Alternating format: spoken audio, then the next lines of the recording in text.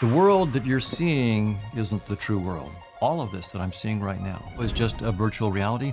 It's like you're born with a headset on playing a video game. That's your reality. But if you're the programmer who wrote the code for the game, you know that there's an entire world outside of it, and as the programmer, you can do miracles. And do you think we're getting closer to being able to edit the code? That's exactly what I'm working on right now. And we're opening up a realm of new technologies that are far more powerful than anything we've seen before, like time travel. And nuclear bombs will be like firecrackers. Will people suffer? So it's like Pandora's box. There's all sorts of nasty surprises, but they also could be miraculous. But either way, just in the last few months, it started to crack open. So let's talk about that. Okay, so Professor Donald Hoffman is the cognitive scientist pushing the boundaries of how we perceive reality. And how we can unlock our full potential as human beings.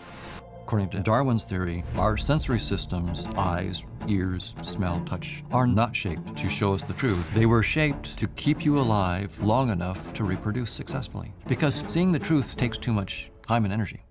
And so whatever reality is, it's utterly unlike anything that I perceive. But what does this all mean for the nature of how one should understand their life? Well, if you're stuck in a boring world, that's a world of your own creation. That's not the real world. And my conscious experiences are nothing but what my brain creates. And so we feel inadequate, and we feel like we need to compete with other people. But you're the inventor of this whole thing.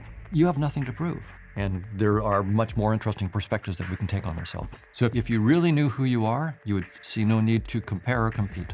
And is there a way for me to understand who I am? If you want to understand the truth of who you are beyond just this headset description of you, then you have to...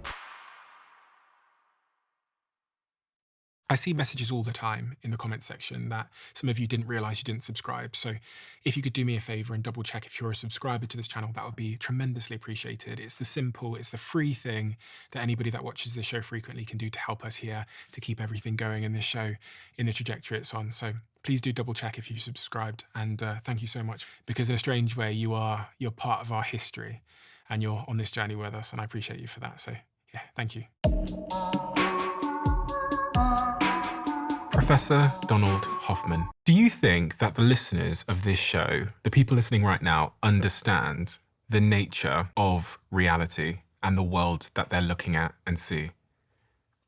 I think that no one, even the most advanced professionals, really understands the nature of reality, and it's one of the big open problems and questions in science today. We all might have ideas. We might think we know something. Our best science suggests that our imagination is not yet big enough. We need to explore further. What is it that you believe is the big sort of misconception about how we perceive reality?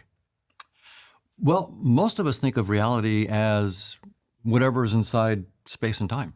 We actually know that space-time cannot be the fundamental nature of reality. And what is space-time?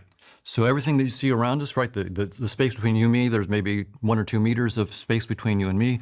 That's what space-time is. All the stuff that we can see in our telescope, put it that way. If you can see it in your telescope, it's part of space-time.